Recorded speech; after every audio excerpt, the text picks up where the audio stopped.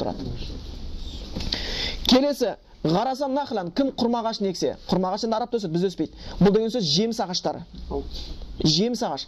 Мұсылман әрқашан осындай бір өсіруге, өндіруге, көгалдандыруға құмартатын нәрсе. Көгалдандыру деген мұсылманда бұрыннан бар нәрсе негізі. Жаңа шыбықты сындырма, өсіп өндіру деген мұсылманнан бұрыннан болған нәрсе. Тіпті бұрын кезде мына нәрсеге таңғалған екен. Мұсылмандар мен кәфірлер соғысады, мұсылмандар алып келіп түрмеге қамап тастаса, түрменің ішіне талайып тастайды екен да. Түрменің ішіне талайып тастайды екен да. Не үшін? Әйтеуір сауап табу керек та, шыртқа шыға алмай қалды енді барып еді. Ана ішіне талайып қойды, сол тала келіп бір құс келіп бір дәнегін жесе, мәз болады да, сауап таптым деп. Мұсылман әрқашан түйірдей сауапқа ұмтылған адам. Ізгілікке ұмтылған адам, адам баласына жақсылық істеуге ұмтылған адам. Сол үшін пайғамбар айтты, хойрунас анфаунас, адамдардың ең жақсы адамдарға пайдалы болған деді.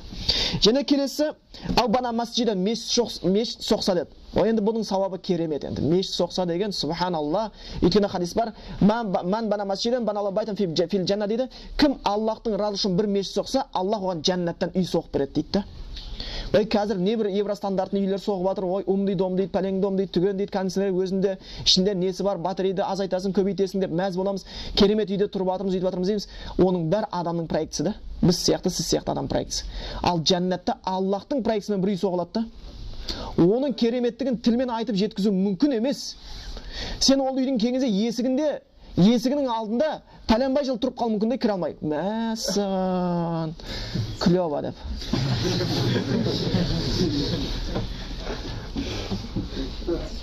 Үйге кірмей біраз тұрып қал мүмкін есік алдында. Тұтқасын ұстап. Сондан бұның сауабы өте күшті. Шынымен де біз аяққа дайындап қойымыз керек та, көп деген жағдайларды. Жәннаттағы нәрсеміз дайындауымыз керек. Біз мына жақта қазір үй жоқ болып, ойбай ипотека алайық па, алмайық па, харам емес па, бір бөлме үшін сөйтіп жүгіріп жүрміз да. Ал жәннатта үй соға болады екен. Ал сол кезде егер мешіт соға шамамыз келмей жатқан болатын болса, сіз біреуге себепкер болсаңыз, мешіт соғуға қызықтырсаңыз, ол да сіз мешіт соққан қатарына кіре аласыз, иншалла. Біреуге соғылатын адамға барып есіне салып, аға сөйтпейсіз ба, мына ауылда мешіт жоқ, мына жерде мынандай адам сыймайды, кеңейтіп бермейсіз ба деп себепкер болсаңыз, оның сауабына сіз ортақтаса алады екенсіз. Өйткені ол да сол мешіт соғуға ұмтылғандығыңыз болып қалады екен. Ниятул муъмини хайру мин амалихи, мұсылманның ниеті амалынан жақсы дейді. Келесі, варраса мусхафан, кім өзінен кейін Құран кітабын қалдырып кеткен болса. Бұрын кезде қалдырып кететін, ол кезде жазу деген, баспахана деген өте көп болмады. Бірақ жазғанның пайдасы болатын. Бұрынғылар ғалымдар өздерінің оқитын кітабын айтқанда 50 рет, 100 рет жазып кеткен ғалымдар болғанда. Баспахана болғанда олар ғалымдар жаза беріп тарата беретін. Қол жазамен кеткен көбінесе. Кейін осы дами бастады. Ал енді біздің кезімізде Құран үйретіп, сіз барған кезде бір Құран кітабын сатып алып, бір Құранды жақсы оқитын бауырыңызды көріп, соған барып сыйласаңыз, болмаса мешіттің ішіне барып Құрандарды бірнешеуін барып печатын ұрғызып, мешіттен шығарылмасын, Аллах жолында қойылған деп қойып, мешіттің ішіне 4-5 Құранды қойып кетсеңіз, сол Құранды ұстап адам оқыған сайын сіз өліп кетсеңіз, сауап барады да тұрады да. Одан кейін Құранға әбден жақын болыңыздар, өте жақын болыңыздар.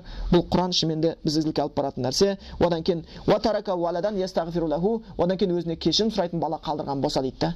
Сонда міне осы нәрселерге біз ықтият болуымыз керек. Бұл осы тақырыбымызға байланысты нәрселер екен. Аллах Тағала баршамызды ізгілікке бастасын, білмеген күнәларымыз болса кешірім етсін. Аллах Тағала біздің әке-шешелеріміздің имандарын көтеріп, оларды айтыр мұсылманшылықты түсінуге, ертең олар шынымен де жәннатта олармен бірге болуға, біздің қасымызда жүрген әйелдеріміздің де тақуалығын арттырып, олардың бізге дінде жәрдемші болуына, сабырлықтарының көбірек болуына, бала-шағаларымыз ізгі болуына, олардың да біз Аллах Тағала дүние ақырет жақсын көруімізге Аллах баршамызға нәсіп етсін. Қате кемшілік болған болса, Аллах Тағала бізді кешірсін. Не нәрсені тура айтсақ Аллахтан, не нәрсені қайталасақ ол шайтаннан. Субханакаллаху бихамдика ашхаду ан ла илаха илля анта астағфирука ва илейк. Иншалла кішігірім ғана енді уақыт қана қапты, сұрақтарға жауап берейік те, сонымен Алла баршамызды жақсы етсін.